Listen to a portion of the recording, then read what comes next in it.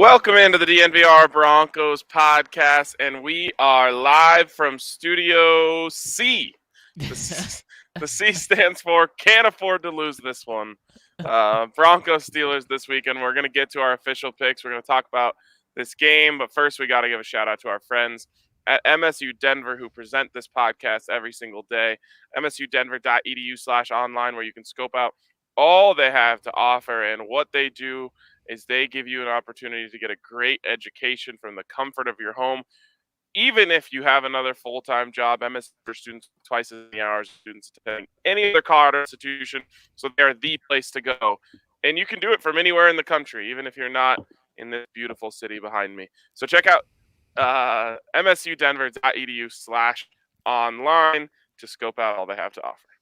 My boys, what's up? So pumped. I mean, Friday vibes. It's great when we're getting the Friday vibes on a Thursday, and I'm so pumped to see what you guys think is going to happen in this game. And by the way, nice background, RK. And Mase, thanks for not making me sick with your C background today. Well, I've changed it up once again. You know what? I just got to go back through my Apple TV setting and get to where the screensaver doesn't kick in that fast. I mean, good concept, poor execution on my part yesterday. But I didn't know that was a screensaver. I thought you were trying to make us feel like we were in a fish tank with you.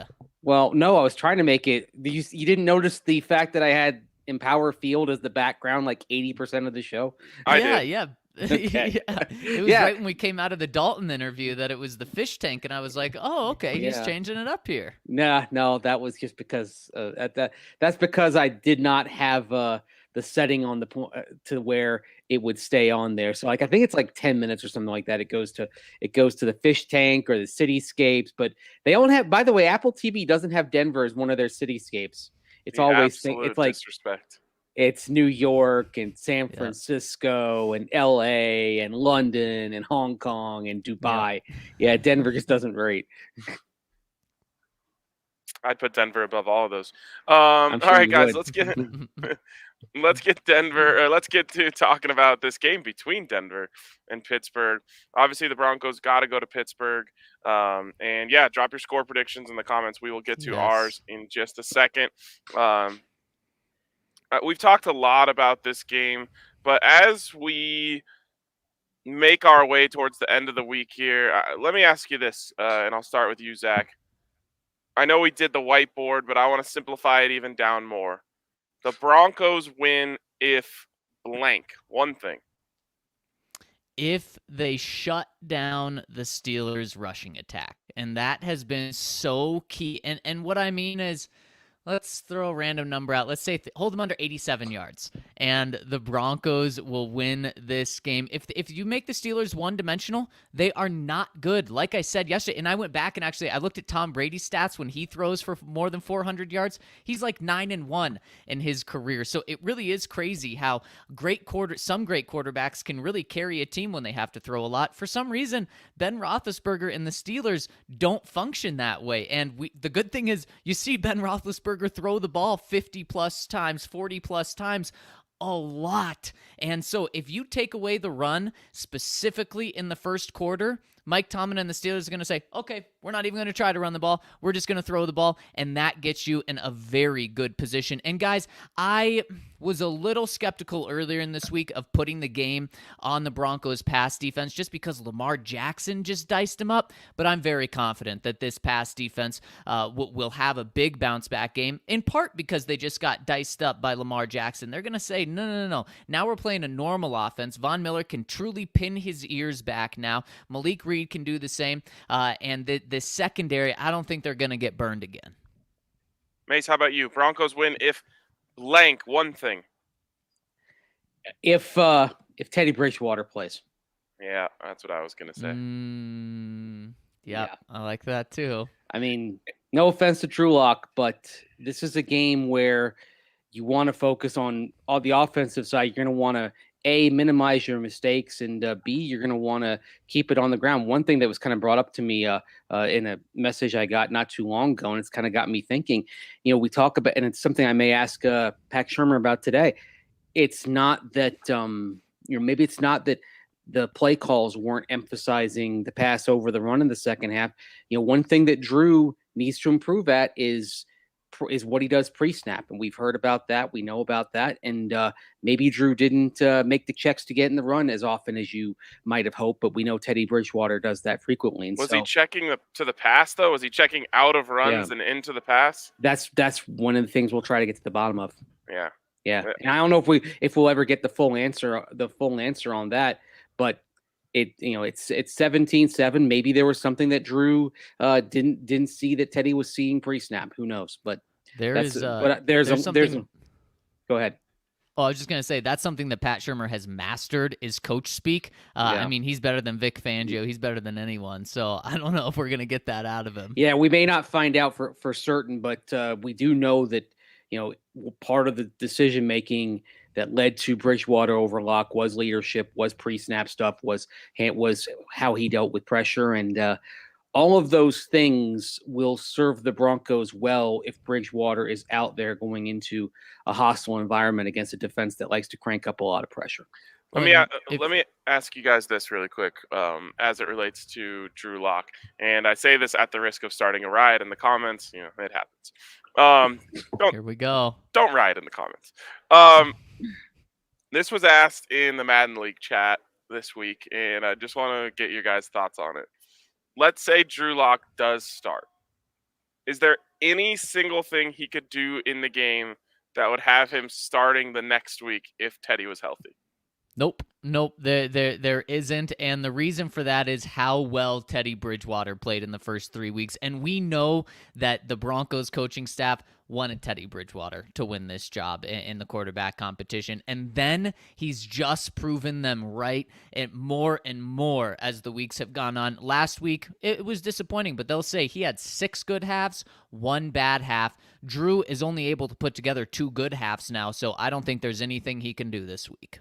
Yeah, and I think if you went to the locker room and said that a guy who was, top 10 in passer rating, top 5 in QBR, you said that, and who was team captain and a good leader, if you said that guy was getting benched, I don't know how well that would go over. And that's what I was going to say is there's nothing that can take away the fact that the team believes in Teddy and they see him as their leader at this point, and they're behind him 100%.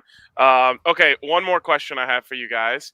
Well, a couple questions. You're the question master. Yeah, Mase, this one starts with you. Who would you rather have as your starting quarterback this week, knowing everything you know about these two guys, Teddy Bridgewater or Ben Roethlisberger? Right now, Teddy. Okay. Zach? Easy, right now, Teddy. In fact, it was so easy for me, I thought the question was going to be Drew Lock or Ben Roethlisberger. I thought it was. Okay, well, that's where I'm going now. Who would you rather have, Drew Lock or Ben Roethlisberger? Remember, this is the current state of Ben Roethlisberger, who has been awful thus far. I'd rather have Ben.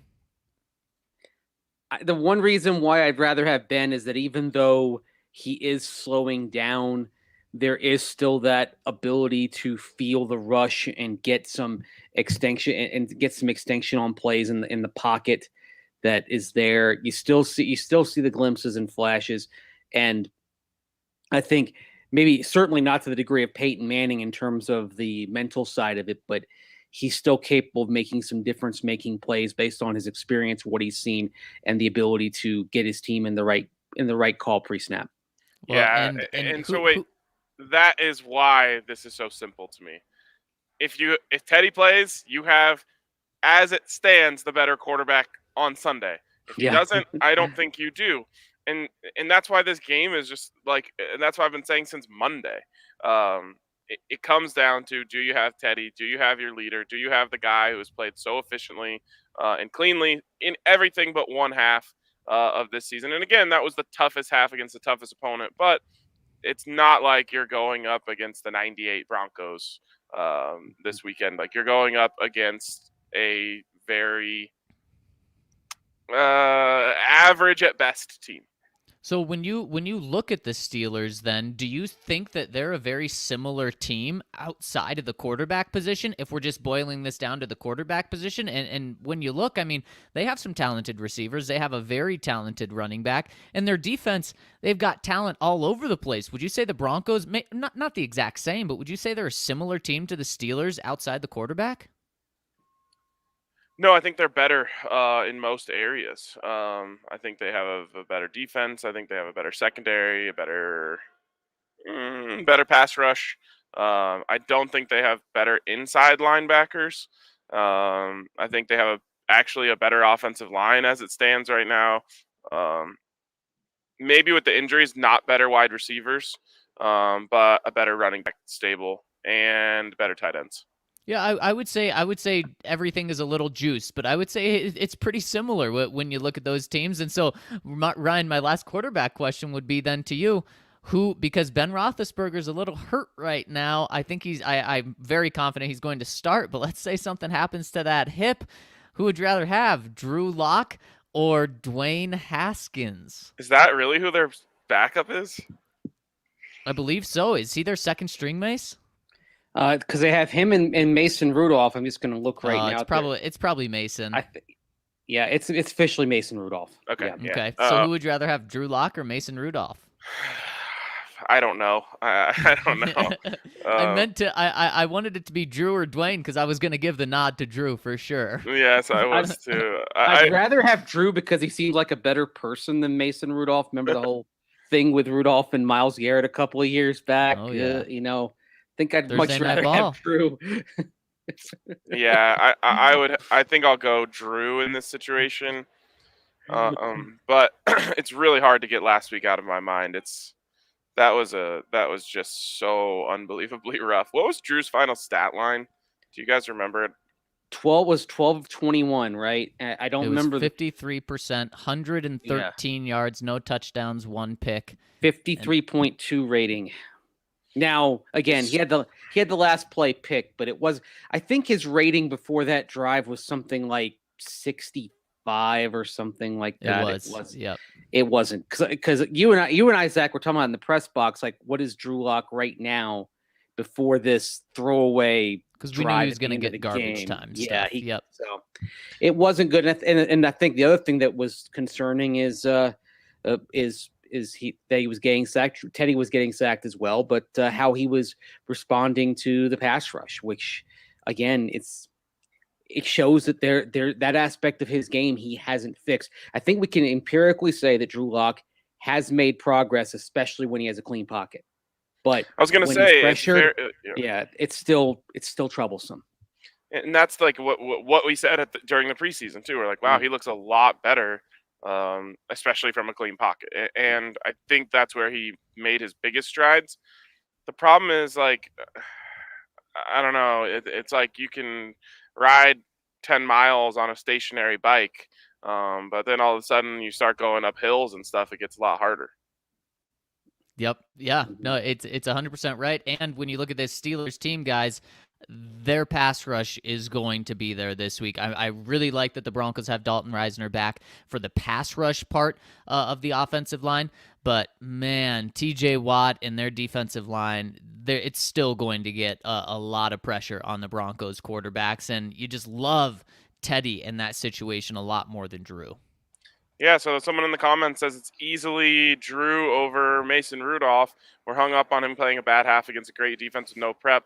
I don't know. Let's now that we've been officially called out here, I want to see if we can get some stats. So Mason Rudolph has a career 72.7 QBR, which is actually really good. Let's see what Drew Lock has. Obviously, QBR. That's his QBR, not passer rating? No, that's his career QBR. Really? Wow. That's really impressive. Because what I'm seeing here, where are you seeing that? Because what I'm seeing here is a QBR of the year that he started of 36.2.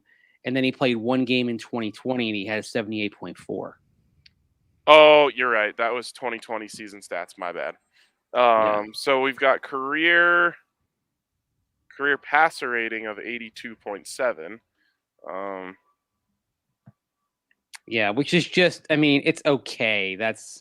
Yeah. It's There it is. backup, right? Yeah, he's 15 touchdowns, 10 picks for his career.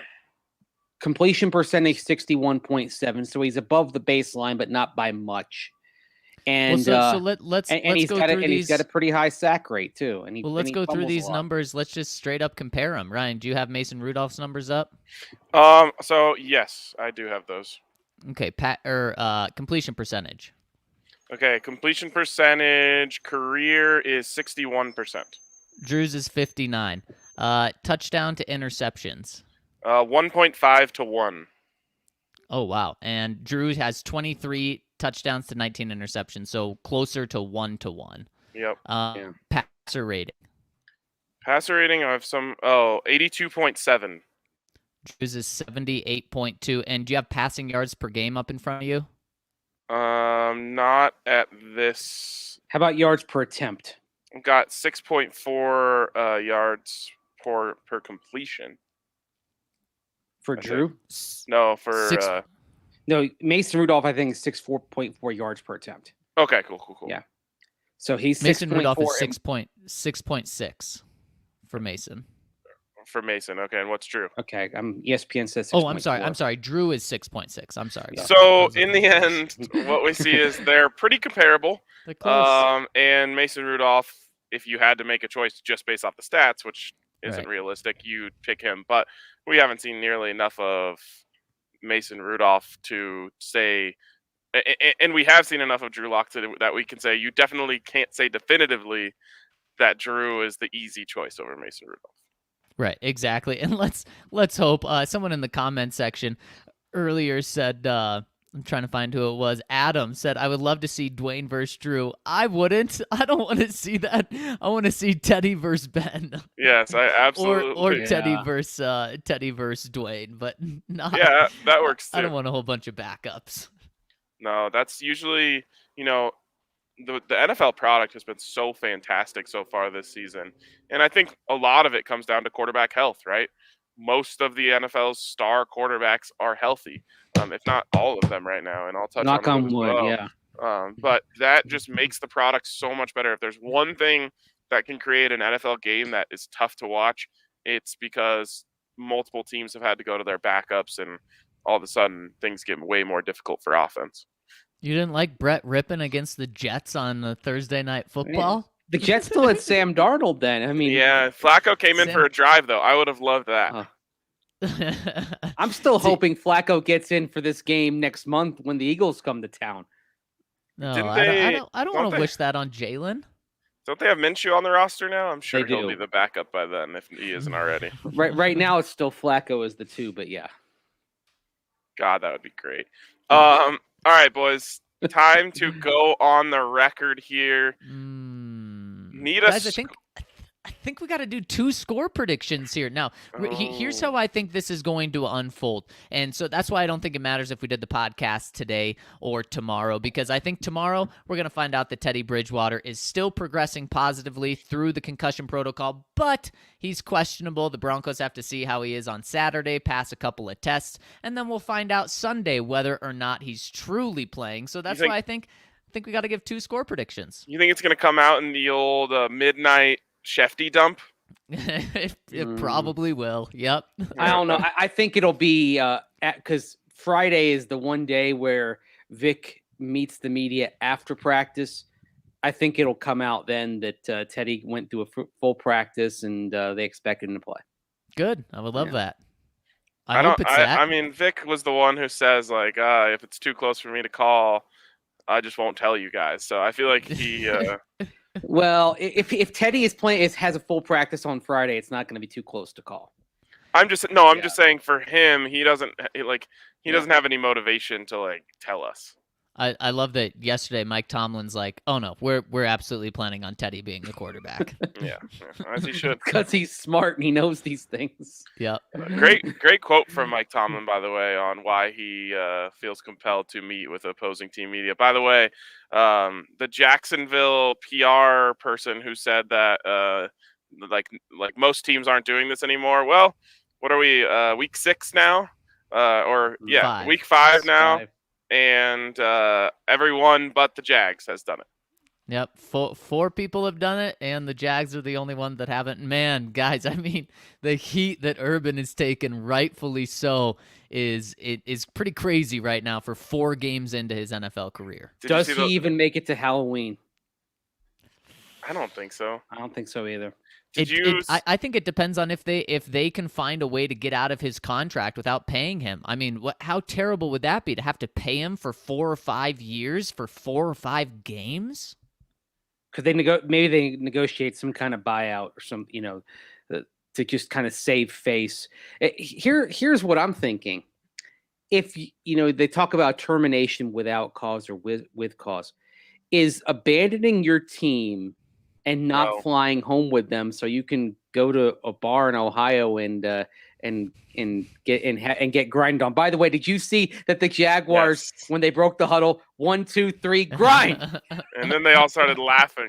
Yes. Like, how can the coaching staff? No, that's not. I don't think that's cause, especially if you don't have something in his contract that says you must fly back on the team flight every time. They'll probably be putting that in the next coach's contract. Yeah. Oh man, there's always someone who has to be the guinea pig, right? Yep. Yeah. Gosh, it's just he's going to go down worse than Bobby Petrino, worse than Lou Holtz. It's really bad. They're going to have to do another one of the NFL. They're going to do another one of those top 10 episodes where they do worst college coach to the NFL. He's going to be number 1. I have no doubt in my mind. Yep, without a doubt. This goes to something that I say to anyone who's willing to listen to me about it, and it's in the age that we are in now. If you give people reason to believe you're an ass, you will never get the benefit of the doubt ever again. Mm-hmm. That's the way it is. The court of public opinion has decided, and anytime something comes up, you're not getting the benefit of the doubt. If this was, let's see, Sean McVay, do you think people would be nearly as outraged? No. People would probably be saying, well, yeah, what do you expect from like an attractive young NFL head coach? Like, obviously, he'd be getting some heat, but if this was... also, I don't think he'd be handling himself the way Urban did after the fact. If this was Andy Reid, do you think people would be up in arms? It would be memes. It would be like hilarious memes turned into it. Yeah. By the way, did you see the poll that Brett McMurphy did of athletic directors, where 73% of ADs said they would not consider hiring Urban Meyer in 2022 on the college level? Well, all you need is 1%, and it sounds like he has 27% there. Yeah, and he could maybe get the CSU job. I honestly I might be willing to I am desperate as a Buffs fan. I will take anything. I don't think I would take Urban. Wow. There you go. Okay, let's get into this. 2 predictions. Mase, we'll start with you. 1 for Teddy, 1 for Drew. All right. With Teddy, I've got this as a grinded out 17-13 Broncos win. Like, one thing that is interesting, now we're at the point where I can start kind of saying, okay, above average, below average, blah, blah, blah. And the Steelers are holding opponents to 4.1 points below their average, and that would have the Broncos scoring around just under 17 points. Broncos are holding opponents to about 7 points below their average. Steelers scoring about 3 points below the average allowed by their opponents. Kind of split the difference on that. So I've got 17-13 if Teddy plays. If Drew plays, same score, reverse the teams. Interesting. So Mase likes the under regardless, which it's a low under as well, but Mase has it going real low if that's the case. All right, I will give mine now. Mase, I'm on a similar path. I like the under in this game regardless of who plays. If it's Drew playing, oh, man, I can't say the Broncos score more than 13 points. And you went 20. I don't want to do that. I'll go... No, I went 17. Oh, you went 17. Okay, Yeah. Then I'll go 20-13. I think just the incapable offense hurts the defense just a little bit. Defense still looks really good. And I think, Ryan, we're having the same conversation at the end of the game that we did last week. Wait, The defense only gave up 20 points. That is just absurd that they weren't able to win. So I'll go 20-13 Steelers if Drew plays. And if Teddy plays, Broncos get a little more offense. I'm going to say 23-16. And I think this Broncos defense steps up in a big way, and they take care of business on the road by a touchdown. All right, I love it. Okay. I'm going to go with the biggest variance here between the two, which is kind of funny. Ooh. If Teddy plays, I have your Denver Broncos winning 30-10. Ooh, big time win. But now Wow. this concerns me for what you think of Drew now. 30-10 if Teddy's out there. I think that the wheels come off for the Steelers right before our eyes. Multiple turnovers, maybe a defensive touchdown in there. They kind of lose their cool. They've got, personal fouls happening, that sort of thing. Just a total meltdown of a team that is teetering one way or the other right now. If Drew plays, sadly, I have this one 17-10 to the Steelers. And that extra 7 points that I have them scoring comes from a crucial turnover. Oh my. man. Oh my. So you're Oh saying my. that the defense steps up to the plate big time either way, really holds them to 10 points regardless. Yes, yeah, I think Yeah. I think the defense even last week again we've given them some grief because they did give up some big plays that did change the momentum of the game. But this is a team that punted 10 times. They were just giving them the ball over and over and over and over and over again. I don't know what the Ravens points per drive is, but it's got to be very low. So It was under 2. yeah, under 2 Which points. was about, I believe, about 0.6 of a point below their season average. So you extrapolate that over 10 drives in a game, and that pace wise, the Broncos defense actually did really well. Yeah, it's not fair to them. I feel like that they had to defend that hard, and eventually, they still put up a respectable number. This week, I feel like they don't. They have a lesser challenge, and they'll play even better regardless. And Adam in the comments says, has Locke regressed? And I think the situation he's in, he has, because he hasn't been getting the first team reps, and that's the role of the backup, though. That's not an excuse for him at all, but it's hard for him to make up all of the reps he's missed over the past month by being a backup and just getting all those reps this week. So, yeah, I absolutely do, and so that's why I think we're all coming in with pretty low numbers for this offense if he has to play. It's why when in Major League Baseball, if you have a young player with a lot of potential who comes up and they don't get a starting job, a lot of times you'll send them back to Triple or Double A to make sure that they're playing on a consistent basis, so they don't just sit around and choose seeds on the bench. And essentially, that's what Drew Lock has been doing all season. So yeah, of course, he gets the reps in practice with the second team, but he's not building chemistry with that offensive line or with the receivers. He's not getting live looks. Naturally, you're just not going to be in a rhythm. Real quick, Duncan Murray in the comments said, how can I get DNVR merchandise shipped to the UK? Very simply, just go on dnvrlocker.com, order it, and put your address in. We ship all over the world.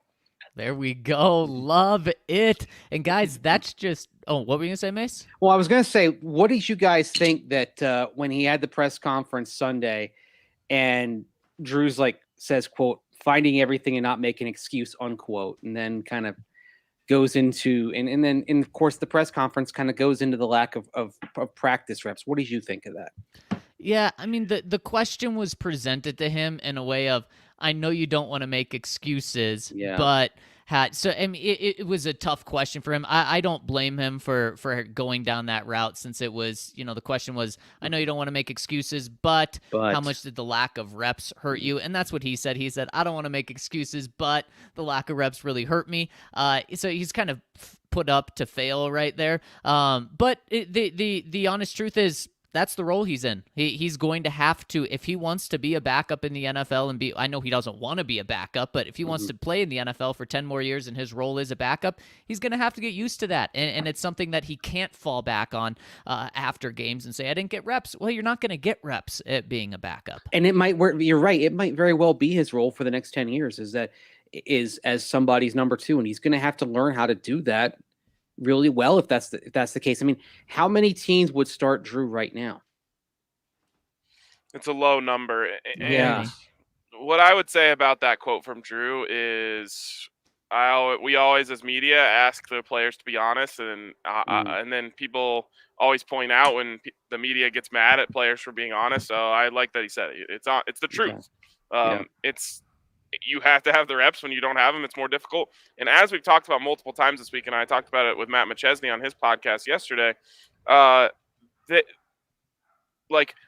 Drew just might not be built to be a backup. There's a difference between the mindset of a backup and the mindset of a starter, and maybe he can develop into that. And again, like you mentioned, that's probably the best chance he has to make more millions of dollars in the NFL.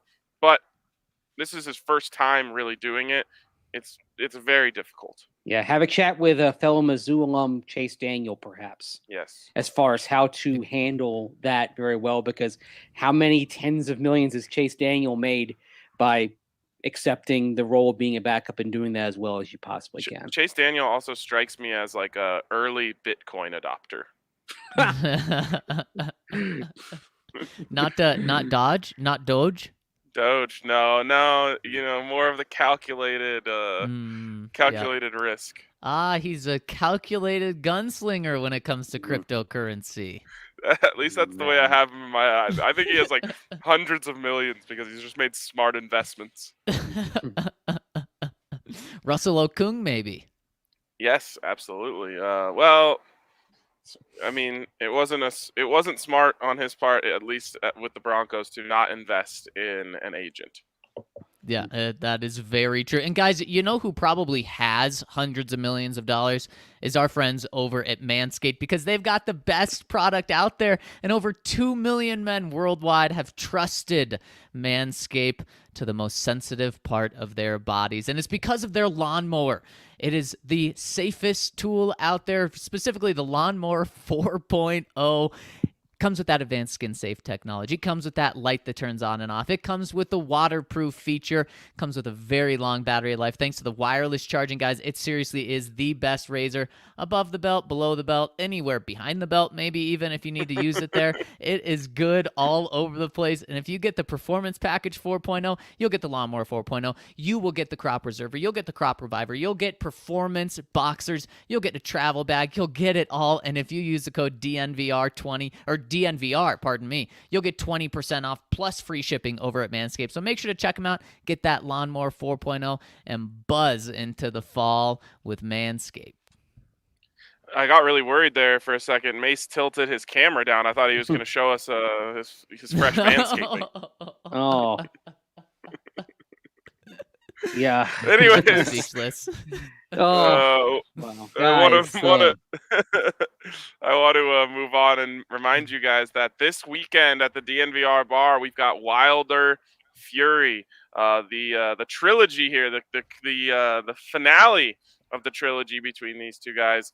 Should be an awesome atmosphere down at the DNVR bar. We've had a lot of events, of course, but when there's something about when there's like a big fight on at the bar and the game sound is coming in through those speakers, and you can hear the buzz of the crowd that just hits differently in kind of boxing or UFC matches, and the place is packed. It's an awesome vibe. So come on down, hang out. You'll get your member-sized beers if you're a DNVR member, 22 ounces for the price of 16. Those things, they're hefty. And I think this is a very, very good price comparatively, which is that we're just going to add $10 to your tab. $10 to your tab if you come down to watch the fight at the bar. I've looked around town, a lot of places charging $20, $30 even, because it is a big cost for bars to host these fights. But for us, we try to make it cheap and fair, and so it's just a $10 charge added to your tab. You don't have to pay at the door. We think it's a pretty good deal. And of course, if you come on down the bar, like you said, get those member beers. If you're a DNVR member, 22 ounces for the price of 16. And if you're not a member, get some of those Breck brews anyway. We've got the full array of Breck brews there. And of course, we've got the hard seltzers as well, the good company hard seltzers available at the DNVR bar. But another thing that you'll love about the Breck Brew products is that this year they're donating 1% of all profits to the National Parks Conservation Association. So if you buy a pint, if you go to your grocery store or your liquor store, get a pack of Breck Brews, you'll donate 1% to help the great outdoors. So know that if you're having one of those delicious Breck Brews, you're helping, you like I said, you're helping the great outdoors. You can go on down to the farmhouse as well. That's the Breck Brew restaurant at their brewery down in Littleton. It's right off Santa Fe. You can order curbside and get it and pick up from noon to 8 p.m. So call 303-803-1380 from noon to 8 p.m. to pick up and use the code DNVR and get $5 off your meal down at the farmhouse. And you can not only get some of that delicious food down at the farmhouse, but also the full array of Breck brews, and they'll bring them right to your car for you if you want to eat in. No problem. They've got socially distanced seating. It's all set up. It's a good place. If you're down in Littleton, it's a good place to go have a great meal over at the farmhouse at the Breckenridge Brewery facility in Littleton. Breckenridge Brewery, the official beer of DNVR. All right, let's move on here, boys, and we got to go around the AFC West. I assume first we want to check the graphic of the standings, and I know that I fell back in this one, so I'm not looking forward to that. Yes, let's check the standings here. And Ryan, like you said, you were ahead 2 weeks ago. We were all tied last week. And Ryan, I'm very curious if you're going to stick with the formula that got you here. Of course, that formula, which helped 2 weeks ago, was I'm picking against the Chargers. Boom, you're up a game. Last week, same thing. That kind of evened you. And then this past week, you stuck with that formula, and it hurt you. Third place, Mase and I tied just above 500 at 6-5 apiece. Ryan right below us at 5-6. And guys, Ryan, do you have anything to say to defend yourself first? Charger's gonna Charger. You just gotta wait for it. It's gonna happen eventually. He's sticking to his guns. I absolutely love it.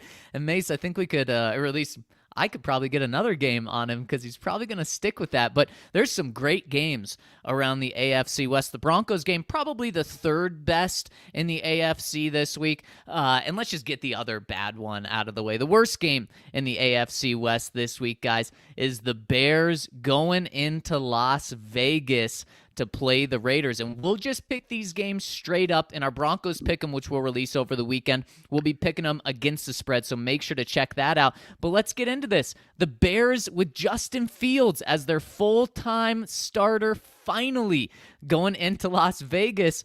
Who do you guys have? Yeah, it's Matt Nagy finally realizing what he should have realized a month and a half ago, that it's sink or swim with Justin Fields. But I don't like the Bears' chances going into Las Vegas against a Raiders team that's going to want to rebound from a really not just tough night, but a really tough first half.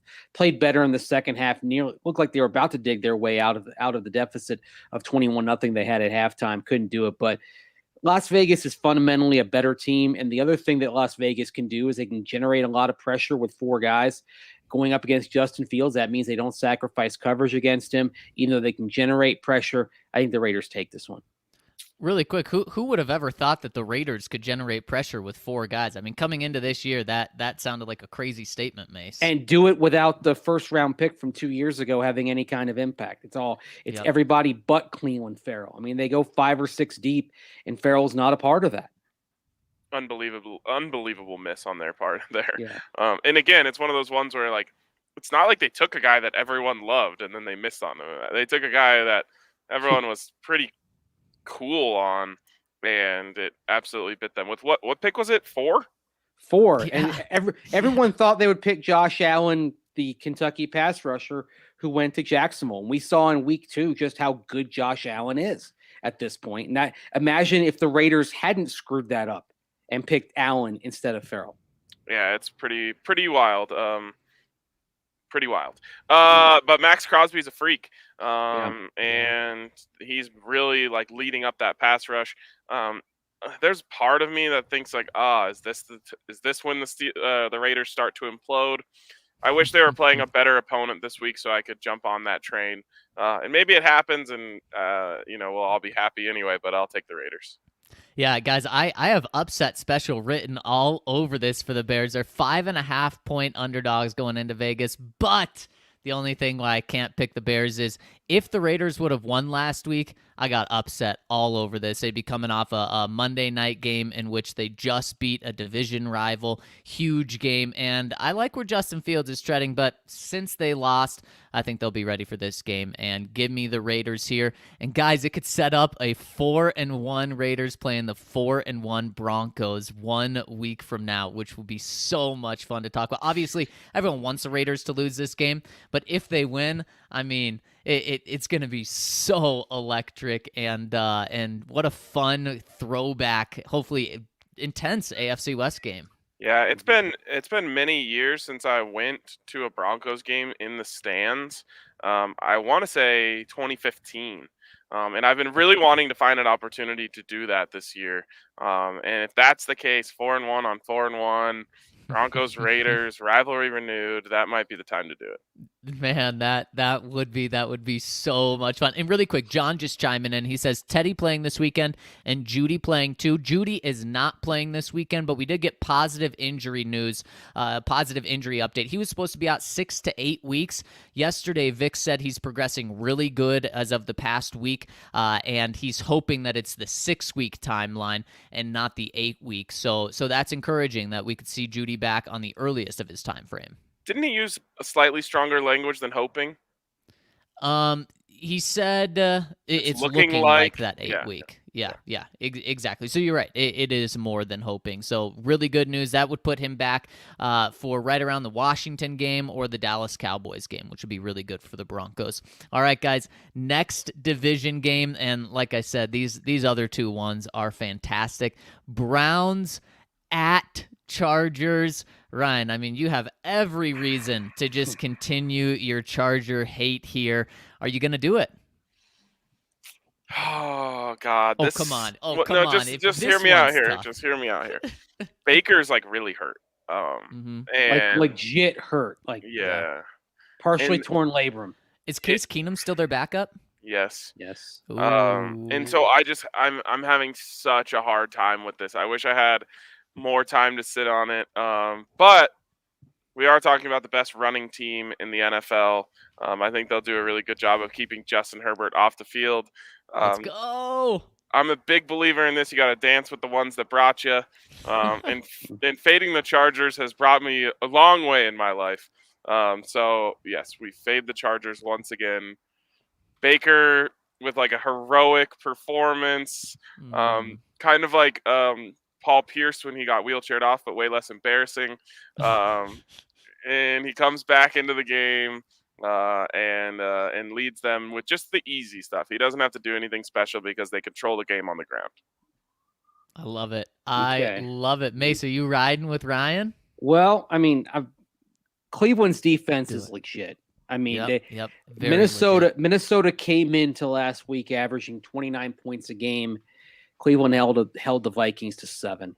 Absolutely dominant. The Browns defense is for real, and 2 weeks from tonight could cause the Broncos an awful lot of problems in that Thursday night game. I know it's coming up fast, but at the same, what we're seeing from the Chargers is a certain fortitude that maybe previous Chargers teams lacked, and I actually like the Chargers to win a game that it's gonna be grinded out. You'd actually expect these teams maybe to play a more electric game than this, but I think the score may look a lot like the one that I predicted for Broncos Steelers. Both teams in the teens, Chargers eking it out at the end.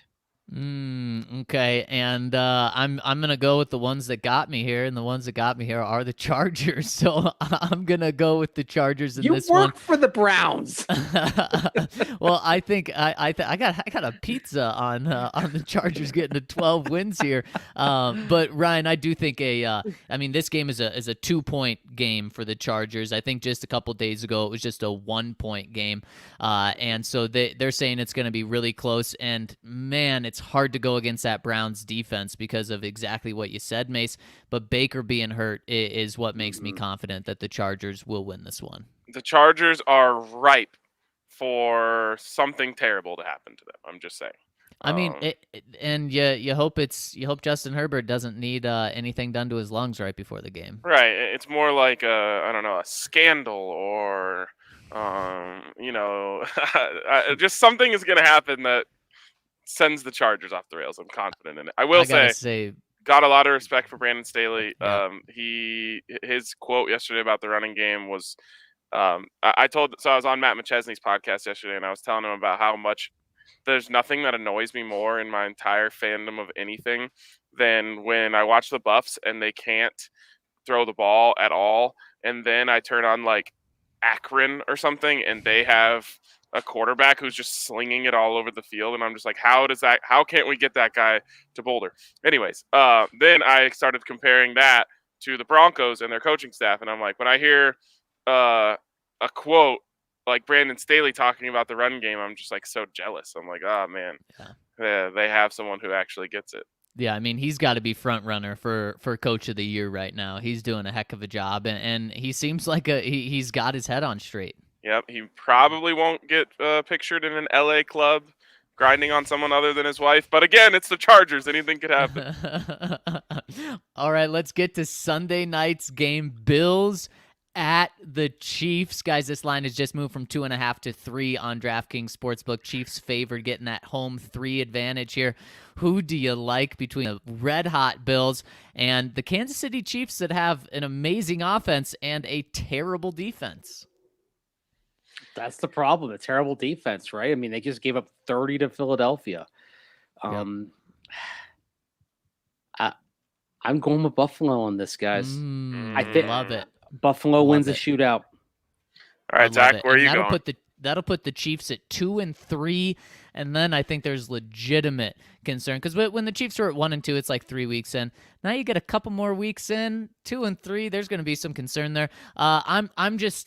Patrick Mahomes is just starting to put his team on his back more and more and more, and I think we see this again. I think it's going to be a heck of a primetime Sunday night game. I think the Chiefs win something like 37-36. The defense looks awful, but Patrick Mahomes, even against a much better Buffalo defense than the Chiefs have, just gets it done at the end at home.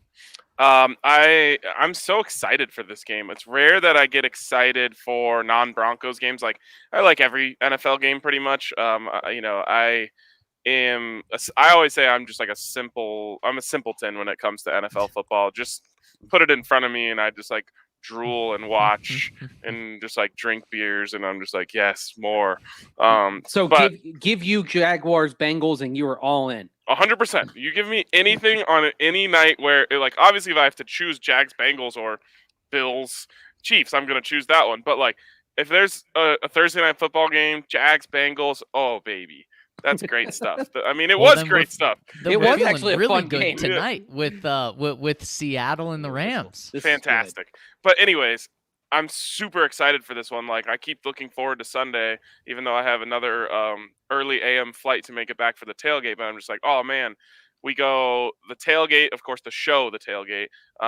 Then we get to watch the Broncos game. It's going to roll into a great Sunday night football game. Should be an awesome day at the bar, and it will be a cherry on top for all the fans at the bar when the Bills beat the Chiefs, and do so handily. Double-digit win. And then, guys, that'll be the Chiefs will be on a 2-game losing streak at home. How about that? Pretty crazy. That place is going to be rocking too. It will be. I mean, I'm so, and there's some great college games on Saturday. This is another just great week in football. I think they're all great. As the simple man that I am. What is it? What if it's better than great? Is it amazing? Is it superb? Is it fantastic? I don't know. Like, I just transcendent. There we go. This is a transcendent weekend. This summer was so lame for sports that I think I feel like I just got sucked in to football like even deeper. I didn't even know that was possible. Hey, But speak for yourself. I liked watching the Lightning win the Stanley Cup in July. yeah, I mean that Yeah. feels like it was 10 years ago. Um, but I just feel like there was such after that basically there was just a No, epic sports drought. Even the Olympics were kind of lame. I don't even know why. They just felt no lame. fans, Yeah, that's no probably it. crowds. Yeah. I mean, the obscure sports, at least obscure to us in this country, part of what makes them watchable is seeing an enthusiastic crowd, right? I mean, and part of what makes the Olympics interesting is seeing like gymnast parents in the stands and Yes. reacting to that. And we didn't have any of that this year. I think a lot of that is why the Olympic ratings were way down. The only thing that like really got me going the whole Olympics was the swimmer from Alaska, and they had Yeah. like the camera back home in Alaska on the whole like that was like the one moment that I even remember from the Olympics, to be honest. Anyways, I just my football addiction got worse over the summer. And if you're like us and you want to get in on these games, go to DraftKings Sportsbook. Download the top-rated DraftKings Sportsbook app now. Use promo code DNVR when you sign up to get this incredible offer. If you're going to be putting action on the games, you might as well be doing it at DraftKings Sportsbook. And the reason is they're giving you an opportunity to win $100 in free bets. All you have to do is place $1 on any game this weekend, and if a point is scored, you get $100 in free bets, which you can use right away, guys. These free bets are so legit. Some companies make you have to bet that free money, 10 times over until you get it. Not a DraftKings Sportsbook. If you get that money and you win, boom, it is yours right there. So make sure to head over to the App Store now. Download the top-rated DraftKings Sportsbook now. Bet $1 on any game this week, and you get $100 in free bets. We've been talking about all the games that are over at DraftKings Sportsbook. Those lines are up there right now, and our Broncos pick'em that we'll have this weekend will have some great props that we're going to be picking straight from DraftKings Sportsbook. So check them out now. Download the app and use that code DNVR when you sign up. Only at DraftKings Sportsbook. Must be 21 or older. Colorado only. New customers only. Restrictions apply. See DraftKings.com/sportsbook for details. Gambling problem? Call 1-800-522-4700. Also want to tell you about our friends over at Solace Meds, where you can create the super discount. It's a proprietary discount just to Solace Meds and DNVR. What you do is you go down to any of their 4 convenient Colorado locations in Fort Collins, Wheat Ridge, Broadway, one just east of the DNVR bar on Colfax Ave. And you get in on their amazing October deals. This includes Dixie Gummies, 25% off, Solace Bars, 25% off, Solace Sticks, 25% off, Mile High Extractions, 25% off. You get the idea here. There's insane deals over at Solace Meds. And that's not the super discount, though. The super discount is when you go in there and you say, hey, part of the DNVR family, they hooked me up with that DNVR 20 code. Then they give you a discount on top of the discount that they already have. Oof. That creates the super discount. And then on top of that, they're like, man, just because we love you and you're part of the DNVR bar, we're also going to throw, or you're part of the DNVR family, we're also going to throw in a free Solace Bar King Cone of your choice. It's pretty great. And so check out our friends over at Solace Meds. You can get them online, SOLACE-meds.com. And also check out the American Raptors. That's your Colorado rugby team that is rebranded as the American Raptors. And it's a club combined of crossover athletes that just ended their first season at 5-5. These are athletes that have made their names in other sports, track, football, you name it. And they're giving rugby a whirl, learning how to take their athletic talents and apply it to the game of rugby. And they're playing and practicing, of course, over at Rugby Town, USA in Glendale. And guess what? You can watch the American Raptors for free. You heard that right, for free. Go to AmericanRaptors.com. Grab your free ticket for the upcoming season. And if you can't make the game, AmericanRaptors.com will stream all of the games from their website. Check it out. What's even better is our guy, Colton Strickle, has it all covered for you with the weekly DNVR Rugby podcast. You can follow him in our DNVR rugby accounts to keep up with the latest news. And you can learn about rugby from Colton with the Rugby 101 podcast. He has exclusive interviews with the athletes and coaches with the American Raptors. And he even provides betting advice on rugby around the world. So check all that out at DNVR Rugby. All right, Mase, we're going to have to let you go so you can head over to practice. We will do that. But in the meantime, Zach and I are going to hop in to the comments from DNVR members. Of course, you can become a member over at thednvr.com, and we will read your questions here on the show, sometimes on the live, sometimes behind the live, but we'll always try to get to them and as many as we can. And Zach, why don't you get us started? Let's hop in with Ohio Bronco Alex. He says, boys, I will be going to the Steelers game this weekend and the Browns game in a couple of weeks. I'm thinking about flying to Denver for a game because I have a friend that lives there. If I make it happen, I will be checking out the DNVR bar faux show. I believe that we will bounce back from the loss to Baltimore, and we needed that punch in the mouth. Heads up, we will bounce back and take care of the Steelers. I love it, Ryan. Love it too, and you got to hit up our buddy, I believe it was Alex, right, who's also an Ohio guy. Yes, exactly. Yeah, we can start forming these communities across the country. Absolutely. Next one's from the Chad. Gentlemen, I've become a big Teddy fan after seeing him perform so well in the first 3 weeks and like the steadiness he brought to the offense. However, after seeing this last week against Baltimore, it has given me some pause before fully getting on the Teddy train. After we scored the first touchdown, Baltimore marched down the field and scored. You could tell there was no stopping them on that drive. They were pissed off and motivated to punch back. I didn't see Teddy bring any of that energy to the offense. Do you think Teddy can get the offense to punch back when trailing? I'm nervous his steadiness may be limiting when things aren't going right. Yeah, I mean, I believe so, but we haven't seen it. So to be fair, I understand where that skepticism is coming in. But also, Ryan, here's the thing is, I don't think you or I are all in on Teddy in terms of signing him up to a long-term deal now, and you don't have to be. That's the great thing about this is Teddy's price isn't going to change that dramatically, and I don't even know if you'd want a contract now. He probably wants to show himself even more. So I think it's fine to not be all in on him, but be happy about where he's at right now.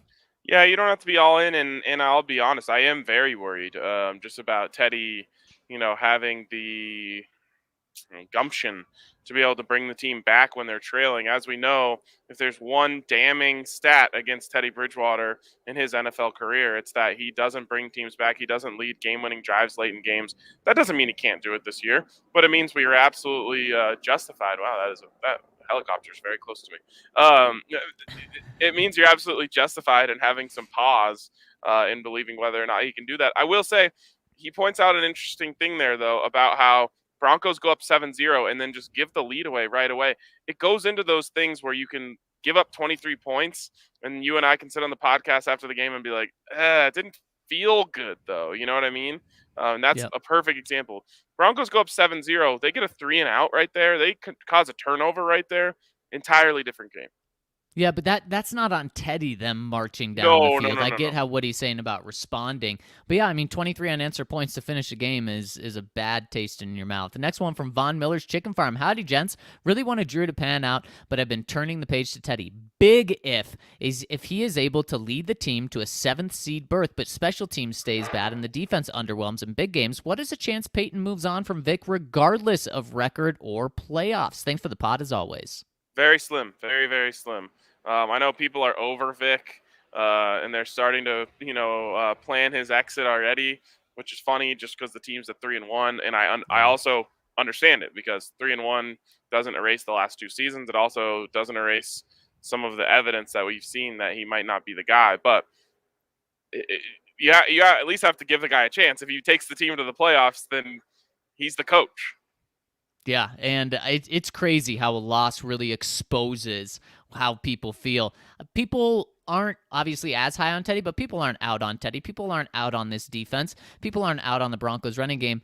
They're out on Vic. That's what this past week has certainly told us, Ryan. Yep, absolutely. From Orange and Blue for life. I know we play the Steelers this week, but I'm too excited for the Raiders game.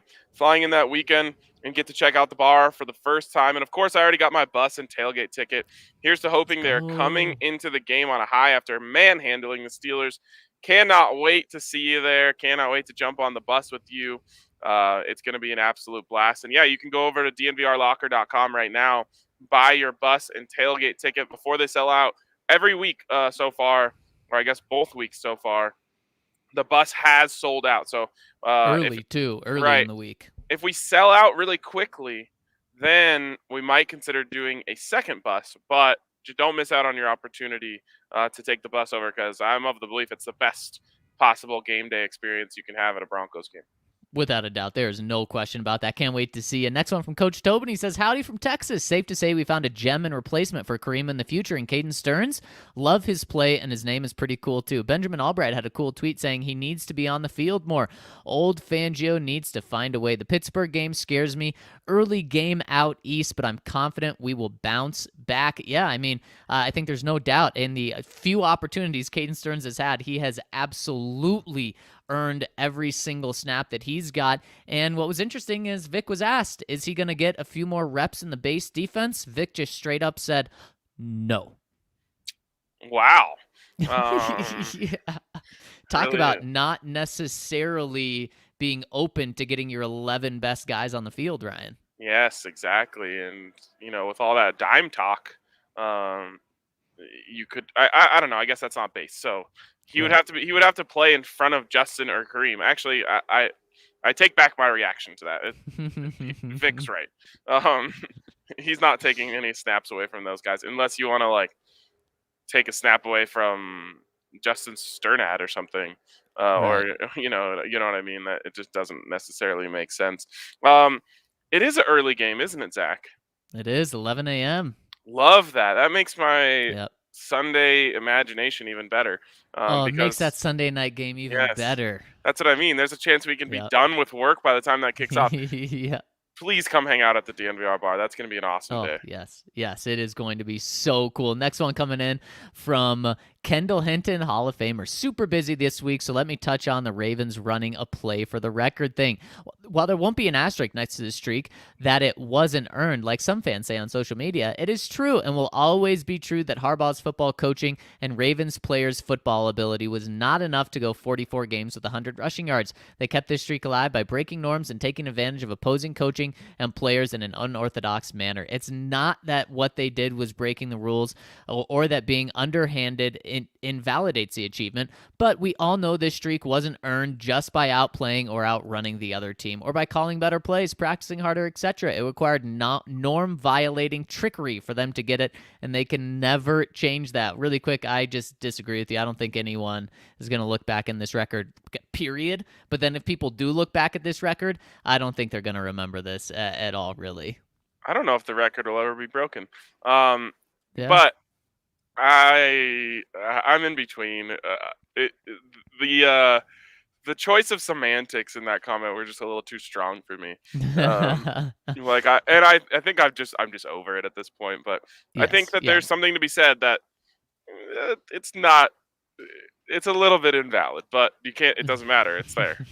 Right, exactly. He goes on and says, Surtain was a little pedestrian that game. We'll see him grow, and hopefully he'll have a Trayvon Diggs type year 2. If you guys had to pick the 7 worst starters to lose at one time, a.k.a. lose and hurt the team the most, who would they be? What about the 7 best or least impactful starters to lose? Wondering how close those answers are to who we were down that game. Man, that's hard.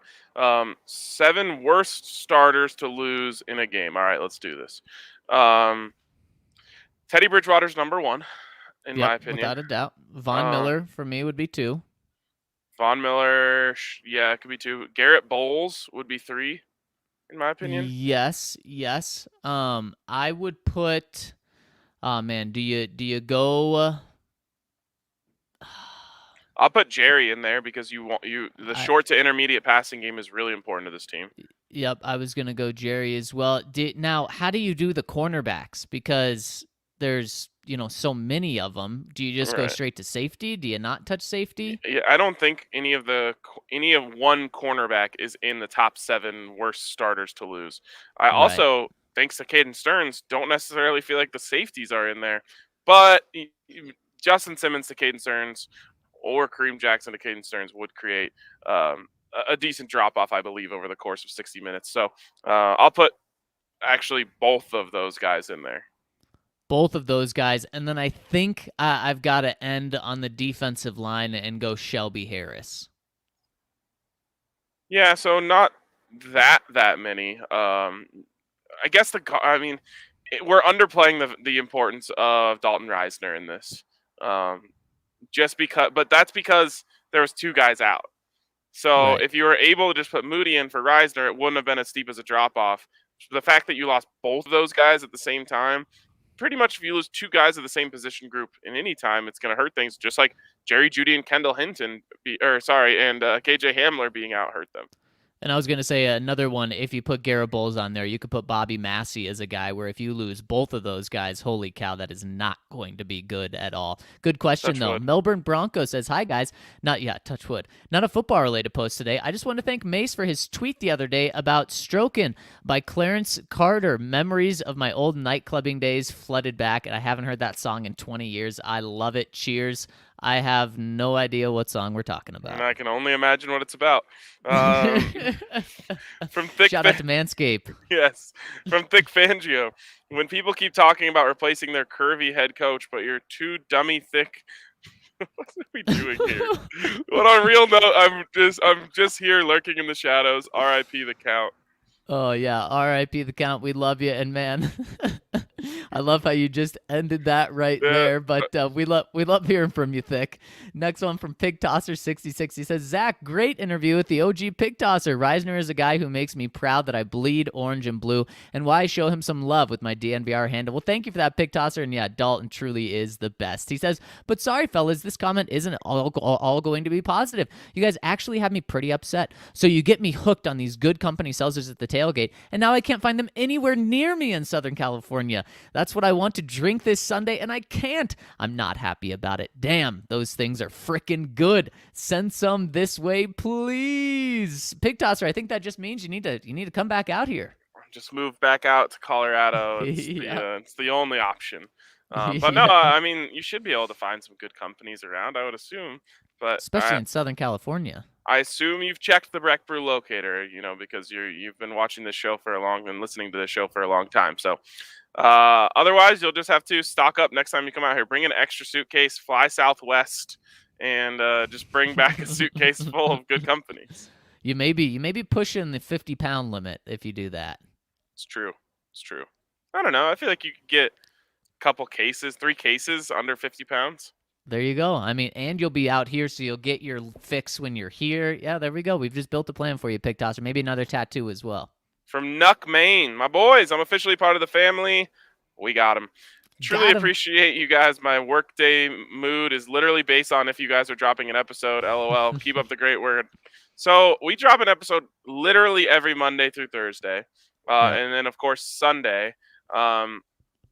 So in Friday, you can't have a bad mood on a Friday. So I feel like you're in a great mood every day. Anyways, so then what you're saying is Saturday is your worst day? That's okay. Yeah, exactly. Because it can't be your worst day. But I was at the game last week and walked past the tailgate. You guys had it vibing, I see. Lastly, I'm a Georgia Bulldog fan. Sorry, Zach. You guys don't think our Broncos could use a quarterback like Daniels or a DT like Jordan Davis? Anytime. And again, thanks for everything, fellas. Nuckman out. I wish you would have come to the tailgate and hung out for a little. Yeah. What are you doing, Nuckman? Next time you got to get in. Maybe he was beelining into the stadium, a little on the late side or something. That's true. Count me absolutely 1,000,000,000% out on JT Daniels, and count me all the way in on Jordan Davis. Yeah, anyone on Georgia's defense, I am all about. Man, Kirby Smart has that group going nuts right now. And Ryan, a line that I love, 2 lines. I love Alabama to cover the spread this week, and I love Georgia to cover the spread this week. Georgia, what are they? 18-point faves against Auburn or something? I think it's 14.5. Okay, all right. Maybe it's because Auburn's ranked number 18. I had that number in my head. Maybe, and Alabama is 17.5. Against who now? Texas A&M, or maybe it's flipped. Either way, I love both of them. Texas A&M is not that good. Texas, no, they are. No, they're gonna get smoked. Yes. Anyways, shout out Nuckman. Thanks for joining the family. We always appreciate the support. Blood Orange and Blue since '82. Y'all are truly amazing at what you do, and I appreciate you guys. As I watch this current Broncos team, I realize the importance of energy, confidence, and player-on-player accountability. Is it just me, or has it been years since we had a player holding other players accountable on the sidelines? To me, this team isn't lacking coaching. It's lacking leadership. I personally thought they have made Shelby Harris the captain. What say you? Who was it a couple of years ago when I don't think it was Deontay Spencer. When someone dropped it, was it Aqib Talib just screaming at the punt returner? It's Jordan Norwood. Jordan Norwood, yeah. And wasn't it Aqib? Yes, it was Aqib. Is that leadership there, Ryan? Holding your players kind of accountable? Not in that way. That was over the top. No, but I totally know what you're saying. Blood orange and blue since '82, and I'm right there with you. And you know where this typically comes from? It typically comes from the quarterback. And as much of a leader as Teddy Bridgewater is right here, you got to either be Peyton Manning level of good and have that amount of respect to come in here in the first 4 games and take that, or you just got to be there a while and really build that up in order to be truly calling players out. So that's where the Broncos truly need it, is at that quarterback position. They've missed it since Peyton. Could you imagine if you like fumbled your words on an ad read and I just blasted you live on the show? Zach, come on, man! You're killing it for everyone. Fumbling them more and more. We'll pull you aside after the show and say, hey, man, why didn't you prepare for that read a little more? Right. Next one is from Sir James says, this is a special week for me. I lost my dad to...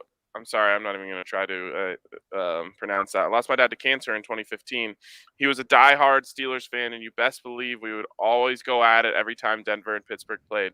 The following Monday happens to be his birthday. With this perfect storm, I was planning on getting a tattoo as tribute. My dad hated the Bumblebee throwbacks for the Steelers, and I was going to get his number 31 done in that style because it was just our humor. This brought up a conversation with a friend of mine about fandom. With him believing you can't call yourself a real fan if you have something from another team tattooed on you, I asked this in the Discord, but I wanted to get your guys' take on this because I think it's a very interesting question. Most of Bronco Land did not like Shane Ray and his Chiefs tattoo, but he couldn't control where he was drafted. I don't think anyone can tell you what it means to be a real fan. I think what it means to be a real fan is individual to every single fan.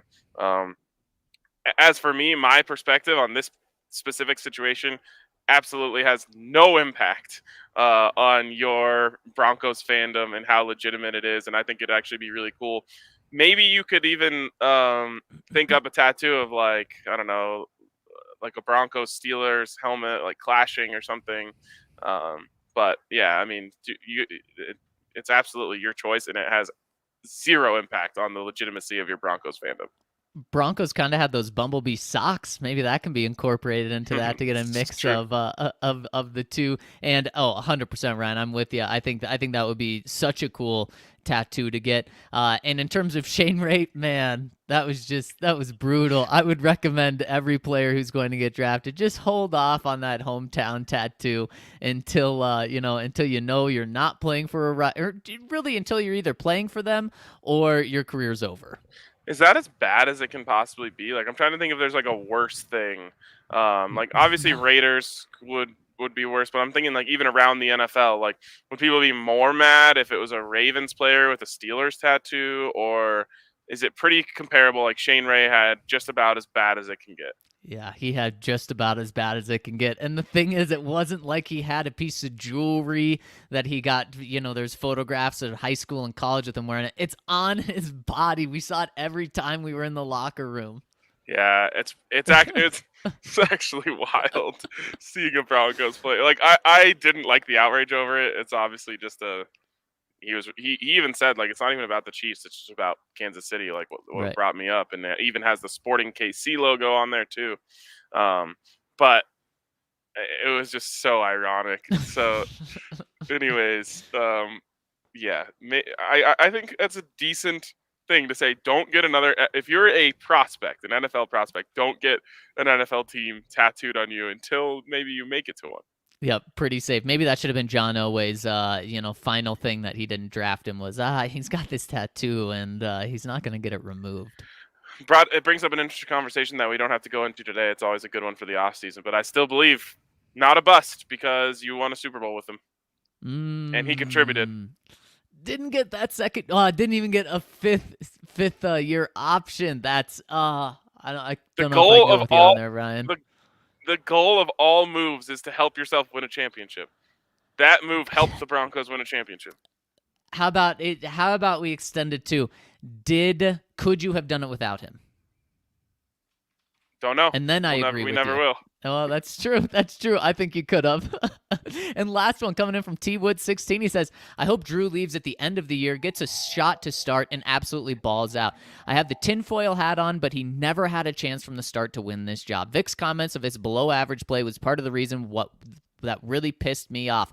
The offensive play calling was bad. The defensive play calling was bad too. This coaching staff seems too stubborn in their way to adapt to players' strengths and the new way of the game. I just don't get it. Anyways, thanks for the rant. I appreciate it. Man, Ryan, if Drew goes somewhere else and balls, and let's say Teddy just turns out to be an average guy, we're going to be living in a world of suck for longer and longer.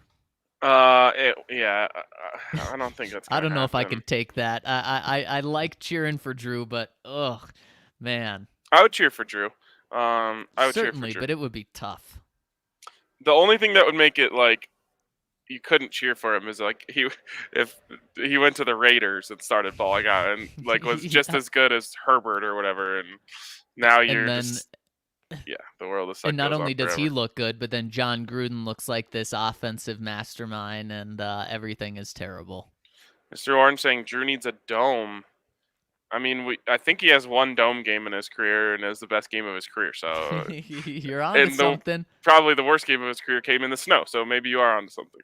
I mean, if they don't want to go, if the Lions don't want to draft a quarterback, getting Drew to sit behind Goff for a year or two would not be the worst thing. I take back what I said. At Raiders last year in a dome, potentially Drew's worst game ever.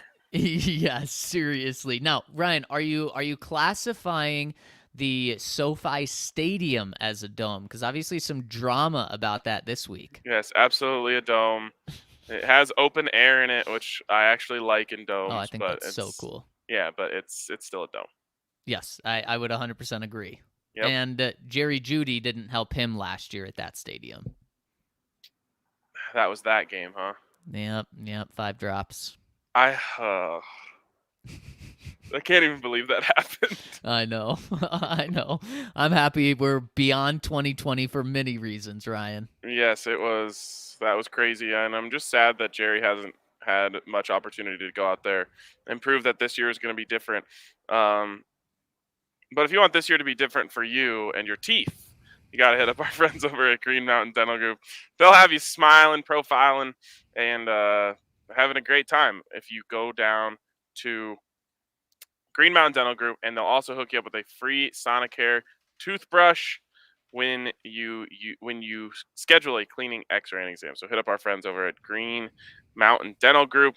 This has been a great show, a great week on the show. Of course, Zach and I will be with you just minutes after the game concludes on Sunday. Hopefully talking about a 4-1 Broncos team with a chance to potentially, take the lead in the AFC West the next week. So a lot of exciting things going to be this week. And make sure you come down to the bar. I'm telling you, we're going to do that show. Then we're going to pop down into the bar, maybe get a tower of beer, hang out, watch Sunday Night Football, cheer against the Chiefs. It's going to be an absolute blast. So we'll see you guys this weekend. Tune in for the tailgate as well. And we thank you guys for tuning in.